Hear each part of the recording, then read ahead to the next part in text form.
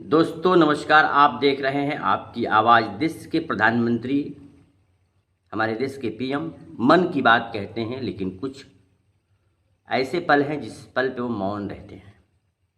देश की कुछ ऐसी घटनाएं घटती हैं जिस पर वो मौन रहते हैं। हमारे देश के प्रधानमंत्री कुछ ऐसी चीज़ों पर मौन रहते हैं जो शायद बीजेपी की नैया डुबाने के लिए काफ़ी है। जैसे मणिपुर का कांड।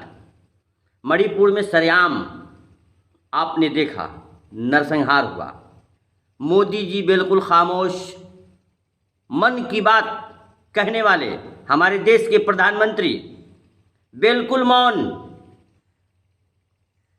शायद यही देन है कि आज छत्तीसगढ़, राजस्थान, मध्य प्रदेश, छत्तीसगढ़ बीजेपी के खुद के नेता जो वहाँ के रहने वाले हैं उनकी टिकट काट करके पार्टी को आज जब सारी सच्चाई सामने आई तो बड़े नेता जो बीजेपी के बड़े मंत्री हैं उनको मजबूरन प्रधानमंत्री को ये आदेश देना पड़ा कि अब छोटे नेताओं की ज़रूरत नहीं है। इन जगहों पर ए टीम को उतारो। आपको शायद जानकारी नहीं होगी, मैं जानकारी दे रहा हूं। सिर्फ मध्य प्रदेश में 100 मंत्री उतारे गए हैं। 100 मंत्री देश के। उत्तर प्रदेश, बिहार, झारखंड, मतलब महाराष्ट्र, मणिपुर, देश के इन हिस्सों से मंत्रियों को लगाया गया है कि मुझे मध्य प्रदेश हर हाल में जीतना है, क्योंकि 2024 सामने है और 2024 का निर्णय ये 2020 खेल नरेंद्र मोदी के सामने सीधा दिखाई दे रहा है कि अगर मैं ऐसा नहीं कर रहा हूं तो शायद मेरी ज़मीनी हकीकत हिल जाएगी और शायद 2024 मेरे हाथ से निकल जाए।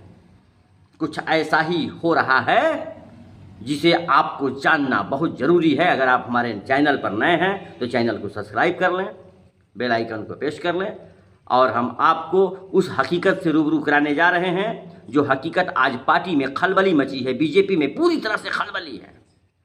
जितने छोटे नेता हैं उनको दरकिनार कर दिया गया है कि जाओ प्रचार करो।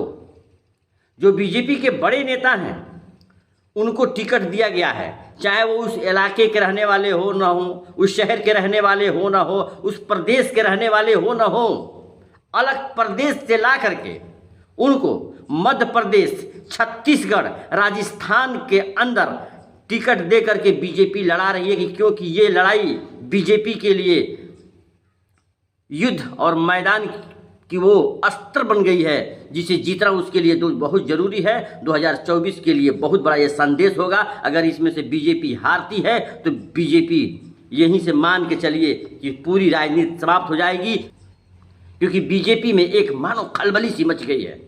क्योंकि नरेंद्र मोदी देश के प्रधानमंत्री इन तीनों राज्यों में, चाहे वो राजस्थान हो, छत्तीसगढ़ हो या मध्य प्रदेश हो, जहां जा रहे हैं, जहां इनकी जनसभा लग रही है, वहां जा करके सिर्फ यही कह रहे हैं, सिर्फ राहुल गांधी के आलोचना के सिवाय इनके पास कुछ है नहीं। क्योंकि मणिपुर फिर जल रहा है और मणिपुर पर बोलने के लिए इनके पास एक भी शब्द नहीं है। काफ़ी प्रॉब्लम दिखाई दे रही है, क्योंकि आज बीजेपी सरकार के सामने राहुल गांधी ने वो कर दिखाया कि नफरत के सामने मोहब्बत का दुकान। राहुल गांधी का ये शायद पहला पैगाम एक फिट बैठा। राहुल गांधी देश के गरीबों के साथ, अभी आपने देखा कुली नंबर 1 कभी खेत में धान रोपते नजर आ रहे हैं किसानों के साथ, कभी रेलवे स्टेशन पर सर पर बोझा उठाते नजर आ रहे हैं कुलियों के साथ, कभी सब्जी मंडी में नजर आ रहे हैं राहुल गांधी। ये क्या है भाई, समझ में नहीं आ रहा है। शायद आप भी समझ रहे होंगे।